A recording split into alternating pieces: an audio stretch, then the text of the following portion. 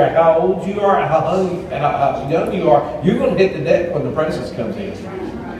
You're going to hear some people crying out. You're going to hear some people, really moving into a dimension that just is, you'll hit the deck and say, oh, woe is me, for I am a man, I'm undone, I'm a man of unclean lips, just like Isaiah. I was talking to Tommy T one time. We had him at our church there in Hartsville, and he and I were talking, and I said, tell me what it was like that day. He wrote the book, God Chasers, and whenever he wrote that book, he wrote about an encounter that happened in Houston, Texas. And I said, what was it like? He said, it's too holy for me to talk about. I'm not, if you want to do it, if you want to know, read my book. I said, I did read your book. That's why I'm asking you questions. He said, well, I'm just going to tell you this. I said, okay, what is it? And he said, Ronnie, it's like when the presence of the Lord comes, everybody is undone. He said, when it hit that building that morning, he said it was about 3 weeks building.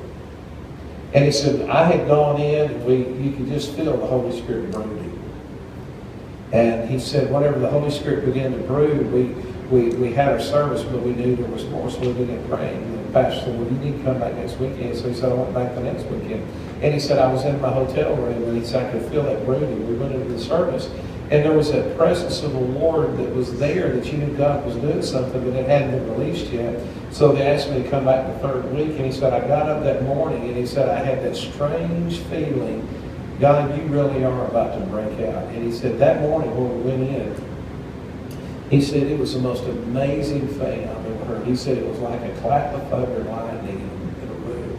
He said, when that pulpit split in half, it threw the pastor backwards into the choir loft, and he was out. He said, people began hitting the floor and crawling on their hands and knees to the altar.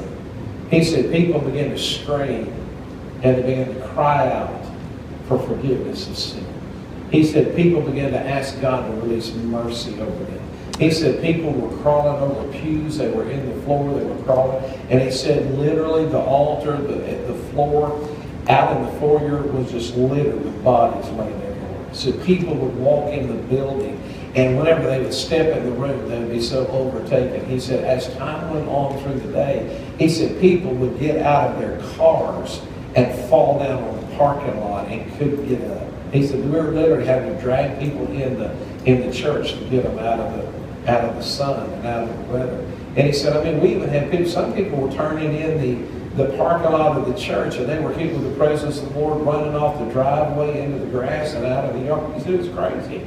He said it was the most unbelievable thing. But he said, here was the deal. Nobody left. He said, I left for a period of time, just got about lunch and came back. And he said, it's interesting. A lot of the leadership that was there, he said, they were all wiped out. But he said literally, we took the pastor, put him in his office, and we would send guys in that office to just check on him.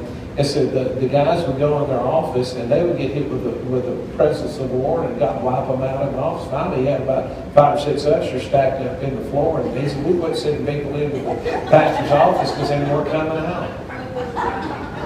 And he said it was the most incredible thing, but he said the miraculous presence of the Lord. And he said, I knew it was there and I felt it, but he said, I didn't get wiped out because somebody had to steward the thing. And he said, I told the Lord, or I asked the Lord, he said, Lord, how come this didn't happen to me? He said, because I need somebody to lead this deal, and that would be you.